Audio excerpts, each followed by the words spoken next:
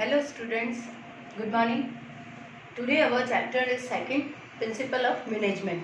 Dear students, अभी तक हमने हेनरी फेयोल के 14 प्रिंसिपल एंड एफ.डब्ल्यू. टेलर के 4 प्रिंसिपल्स को क्लियर कर लिया था. उससे रिलेटेड हमने कुछ केस स्टडीज भी क्लियर कर ली थी.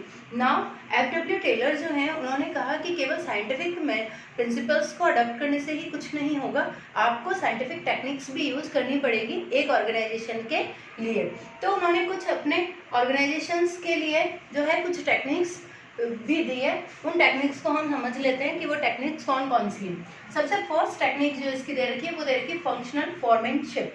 ये टेक्निक्स क्या है? जैसे टेक्निक्स को आप कह सकते हैं जो मेथड है कि आप अपनी जो कंपनी है उसमें या आपकी जो ऑर्गेनाइजेशन है उसमें आप किस तरह से इनको यूज़ करते हैं ताकि आप ज़्यादा से ज़्यादा मैक्सिमम आप अपने जितने भी वर्कर्स हैं उनकी एफिशिएंसी को यूज़ कर सके और अपने टारगेट को अचीव कर सके. ये कहते हैं कि जो फॉरमैन होते हैं, अब इसमें मेन जो है हाईलाइट किसको किया गया, फॉरमैन्स को किया गया कि फॉरमैन्स को हमें इस तरह से तैयार करना चाहिए ताकि वो अपनी ऑर्गेनाइजेशन में अपनी पूरी एफिशिएंसी लगा दे या यूँ कह दे अपना पूरा 100% दे ताकि जो ऑर्गेनाइजेशन है वो ग्रोथ कर सके.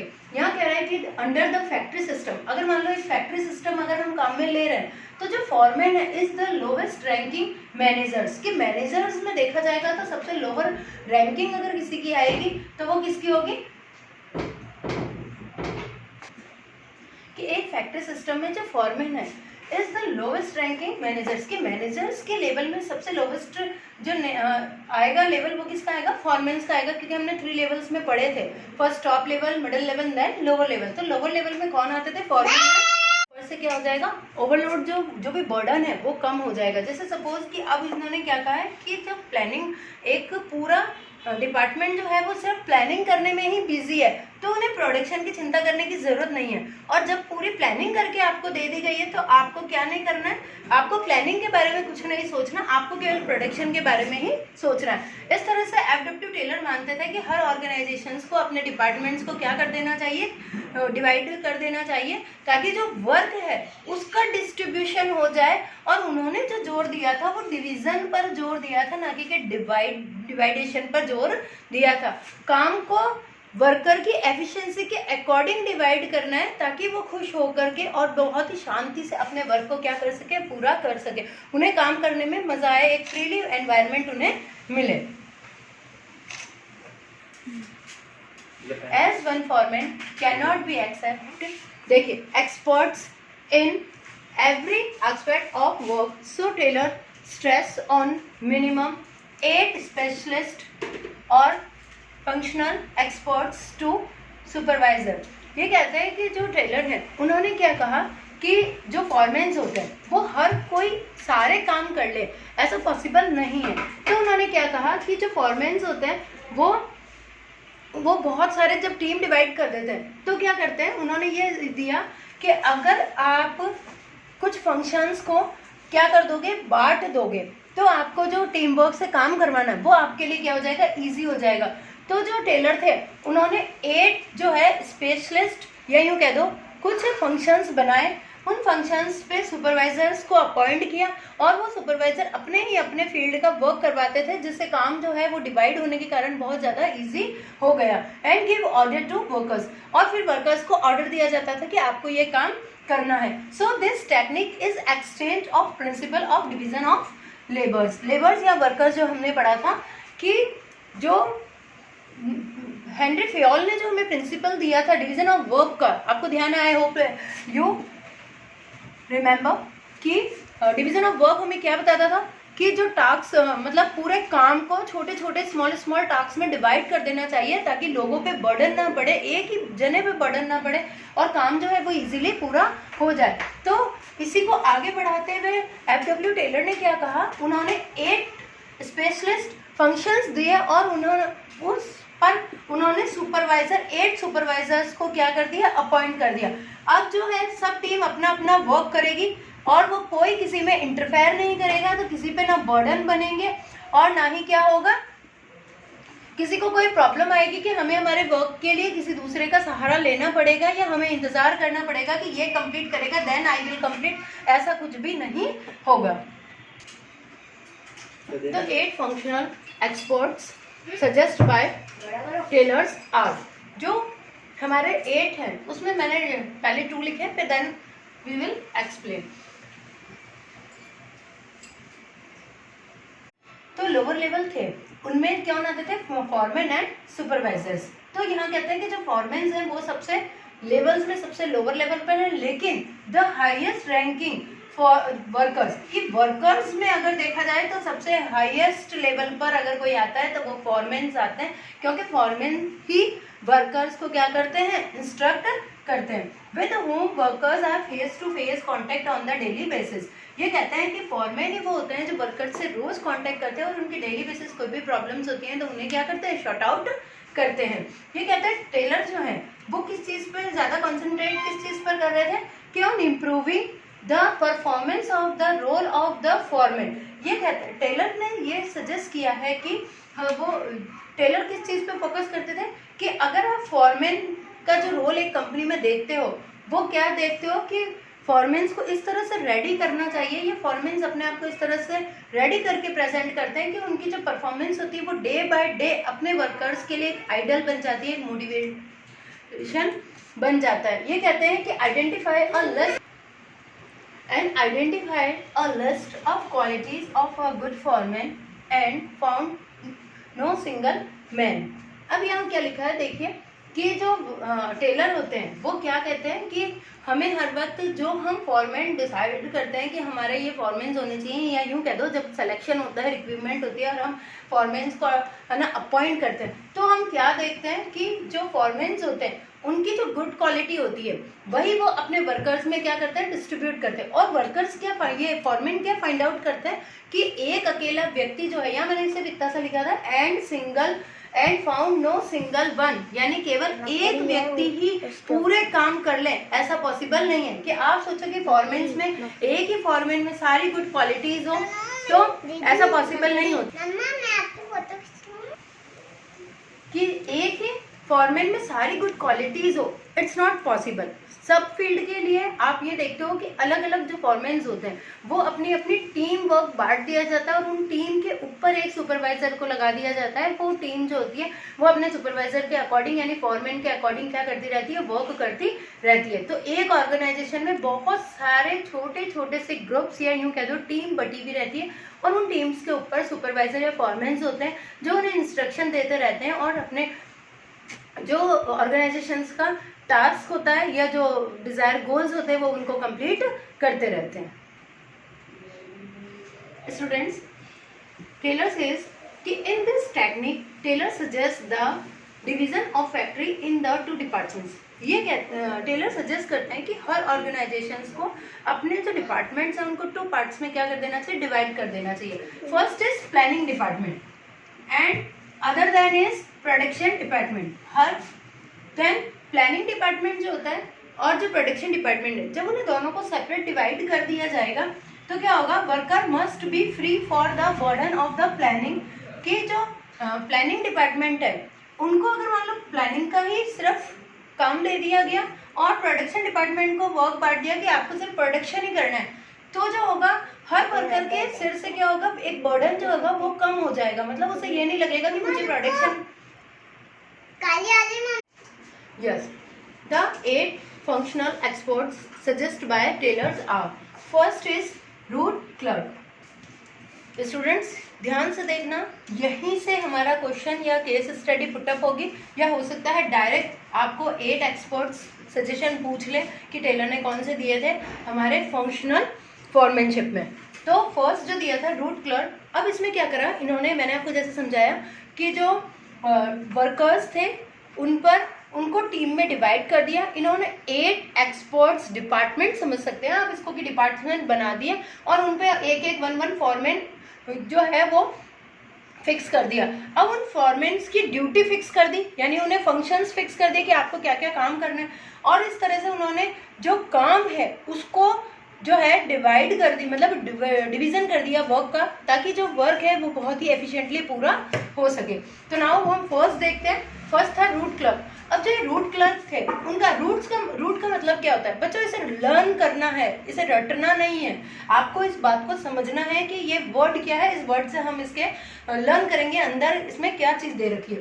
देखो रूट का मतलब क्या होता है बच्चों? एक सिंपल वे में अगर हम देखें ना तो वे होता है एक रास्ता, तरीका कि आप किसी काम को किस तरीके से करोगे। तो इसी तरीके से एक छोटा सा कीवर्ड है इससे, और इस कीवर्ड से आपको ये लर्न हो जाएगा कि कैसे करना है। देखो, this foreman is responsible to fix up the sequence of step. ये देखिए, इसका कीवर्ड है सीक्वेंस ऑफ स्टेप। वे है, अब कहीं जाना है, कोई रास्ता लेना है, तो आपको हमेशा वे तो पता होगा ना, first left then right then left then right, तो आप कौन सा वे लोगे। तो इसने कहा कि सीक्वेंस ऑफ स्टेप होनी चाहिए परफॉर्मिंग द मैकेनिकल फॉर्म। अब ये मैकेनिकल फॉर्म का मतलब ये हो गया कि जो मैनुअली वर्क करवाना वर्कर्स से, तो उन्हें स्टेप बाय स्टेप आप सिखाते जाओ कि आपको फर्स्ट स्टेप ये करना है। देन सपोज अपन एक एग्जांपल से इसको समझते हैं कि सपोज अपन को कोई चीज़ प्रोडक्ट मतलब प्रोड्यूस करनी है, या हम अभी प्लानिंग समझ रहे हैं, फर्स्ट प्लानिंग डिपार्टमेंट के बारे में बात कर रहे हैं, तो हम प्लानिंग से लेते हैं रिलेटेड। मान लो हमें एक चीज़ को प्रोडक्शन के लिए प्लानिंग करनी है, तो उसके लिए कोई ना कोई सीक्वेंस तो होगी, क्योंकि प्लानिंग जब करते हैं, प्रोडक्शन करना है, प्लानिंग करनी है, तो सीक्वेंस तो बनानी होगी। यानी सीक्वेंस का मतलब हो गया स्टेप 1 फॉलो करना होगा, देन सेकंड फॉलो करना होगा, देन थर्ड फॉलो करना होगा। तो ये कहते हैं जो रूट क्लर्क होते हैं उनका ये काम होता है कि जो भी फॉर्म उनकी रिस्पॉन्सिबिलिटीज होती है कि उनके वर्कर्स जो है स्टेप बाय स्टेप वर्क कर रहे हैं या नहीं कर रहे हैं, उसको देखना, उसको वॉच आउट करना, बस उसका यही काम होता है। अब काम का डिवाइड हो गया यहाँ पर कि हाँ बस उसे एक लाइन का ध्यान रखना है, यानी एक टीम का पूरे का ध्यान रखना है। Now next, instructions card clerk. अब ये काम क्या करता है? देखो, जब हमारे स्टेप्स डिसाइड हो गए, यानी एक फॉरमैन का इतना ही काम है कि वो वर्कर्स को ये देख रहा है कि भाई वो स्टेप बाय स्टेप किसी चीज़ को फॉलो कर रहे हैं या नहीं कर रहे हैं। तो देन सेकंड डिपार्टमेंट का वर्क क्या हो जाएगा कि this foreman is responsible for giving general instruction necessary to carry on the job in the special manner, यानी स्पेसिफिक मैनर। ये क्या कहता है कि जो आपको स्टेप बाय स्टेप आप सीक्वेंस जो फॉलो कर रहे थे उसी को आगे जर्नल इंस्ट्रक्शन देना कि आप जो काम कर रहे हो वो किस स्पेशल फील्ड में कर रहे हो या स्पेसिफिक मैनर्ड में कर रहे हो, तो क्या आप अपने वर्क को वहाँ तक ले जा पा रहे हो या नहीं ले जा पा रहे हो, बस इस चीज़ का वो क्या करता है, ध्यान रखता है। तो कहने का इन शॉर्ट बहुत छोटा सा मीनिंग है कि वो आपको इंस्ट्रक्ट करता रहता है इंस्ट्रक्ट कार्ड के थ्रू, यानी आपको समय समय पर चेतावनी देता रहता है, बताता रहता है कि आप बिल्कुल सही स्टेप को फॉलो कर रहे हो। आपने फर्स्ट स्टेप फॉलो कर लिया, देन आप सेकंड फॉलो करना, देन आप थर्ड फॉलो करना, और उसमें कोई कमी रह जाती है या कोई प्रॉब्लम्स आ जाती है तो देन ये जो फॉरमैन्स होते हैं वो उसको वहीं पर क्या करते हैं, सॉल्व करते हैं। Now next third point, time and cost clerk. ये जो फॉरमैन्स होते हैं ये क्या करते हैं, to fix up the time for the starting and the completion of job, and he also prepare the cost sheet for every job. ये जो फॉरमैन्स होते हैं वो प्लानिंग के अंदर क्या करते हैं कि हमारा प्रोडक्शन कब से लेकर कितने टाइम पीरियड तक स्टार्ट रहेगा, उसकी एंडिंग क्या रहेगी, और उसको बनाने में खर्चा कितना आएगा, यानी इसको प्रिपेयर करने के लिए हमारी कॉस्ट कितनी पड़ेगी, ये सारी चीज़ों का जो है वो ये फॉरमैन ध्यान रखते हैं। Now next, discipline.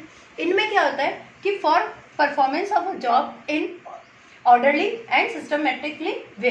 ये जो डिपार्टमेंट होता है ये हमारा वही है जो हेनरी फ्योल्स का हमने पढ़ा था प्रिंसिपल, एक प्रिंसिपल पढ़ा था, आपको ध्यान हो तो, डिसिप्लिनरी, कि डिसिप्लिन होना बहुत ज़रूरी है हर ऑर्गेनाइजेशन में, क्योंकि अगर डिसिप्लिन में अगर हम वर्कर्स को नहीं रखते हैं तो हो सकता है वो अपने जो अथॉरिटी एंड रिस्पॉन्सिबिलिटीज़ है उसका क्या करते हैं, मिसयूज़ करते हैं। तो हमेशा एक प्रेशराइज्ड होना ज़रूरी है ताकि जो है वो वर्कर जो है वो ऑर्डरली, जैसा ऑर्डर दिया जाए वैसा काम करे, देन सिस्टमेटिकली वर्क कर सके। तो आई होप बच्चों आपको प्लानिंग डिपार्टमेंट समझ में आ गया होगा। तो ये कहते थे प्लानिंग का, मैं एक बार शॉर्ट में आपको वापस रिव्यू दे देती हूँ क्योंकि ये बहुत इंपॉर्टेंट है, ध्यान रखने वाली बात है कि जो प्लानिंग डिपार्टमेंट है उसके 4 पॉइंट्स थे। फर्स्ट हमारा कौन सा क्लर्क था, रूट क्लर्क था। देन सेकंड हमारा कौन सा क्लर्क था, जो हमें इंस्ट्रक्ट कर रहा था, यानी इंस्ट्रक्शन कार्ड क्लर्क था। देन हमारा time and cost sheet clerk था, यानी कॉस्ट क्लर्क था। एंड जो हमारा लास्ट था वो मैंने लिखी रखा है यहाँ पर, डिसिप्लिनरी डिपार्टमेंट था। ये डिसिप्लिनरी कौन था, क्लर्क था। तो इस तरह से 4 जो थे, यानी जब एक डिपार्टमेंट के 4 टाइप्स कर दिए तो हमारा वर्कलोड जो है वो ऑटोमेटिक क्या हो गया, कम हो गया, और काम जो है वो बहुत ही सिस्टमेटिक वे से चलने लगा।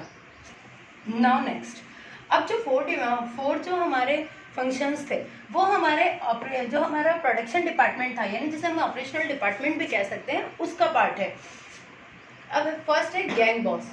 अब जो है प्लानिंग कंप्लीट हो चुकी है, प्लानिंग प्रोसेसिंग में जा चुकी है, मतलब प्रोडक्शन में आ चुकी है। तो ये कहता है कि ये अरेंज ऑल द मशीन्स, जितनी भी।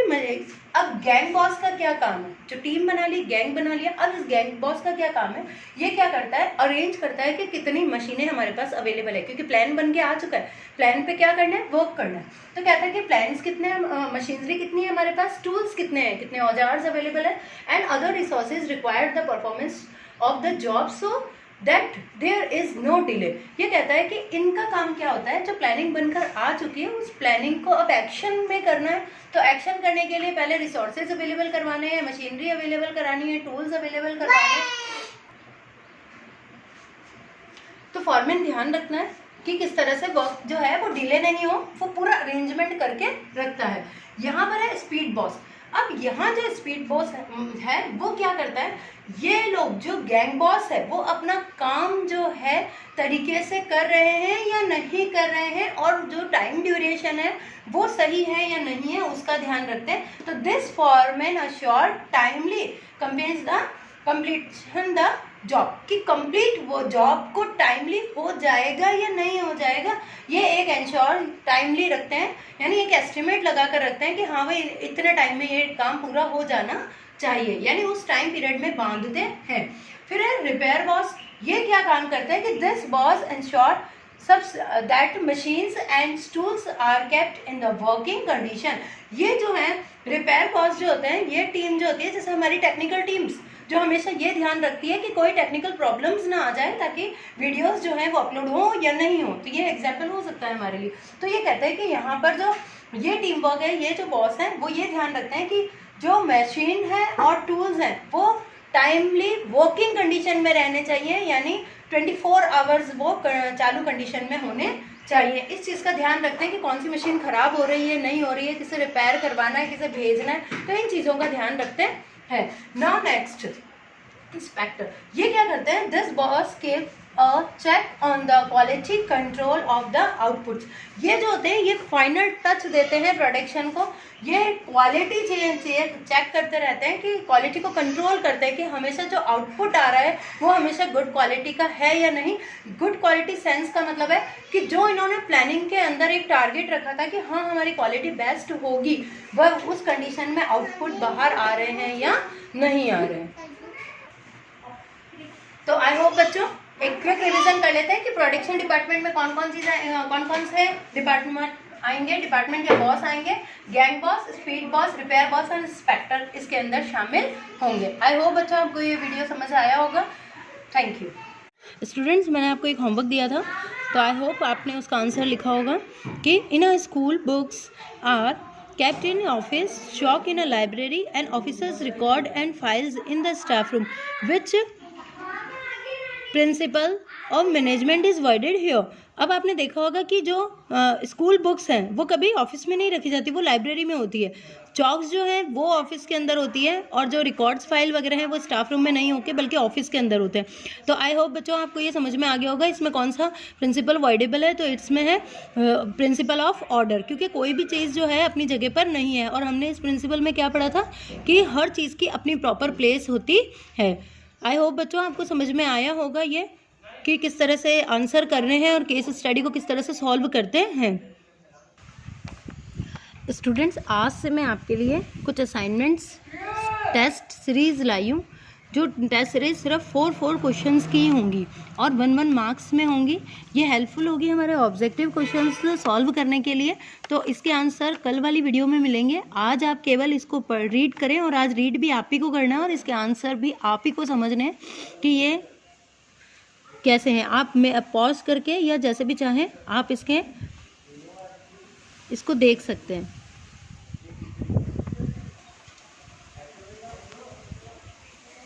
आप इसका स्क्रीनशॉट भी ले सकते हो स्टूडेंट्स। मैं बाकी का इसके आंसर आपको कल वीडियो में डाल दूँगी। Okay students, thank you, have a nice day.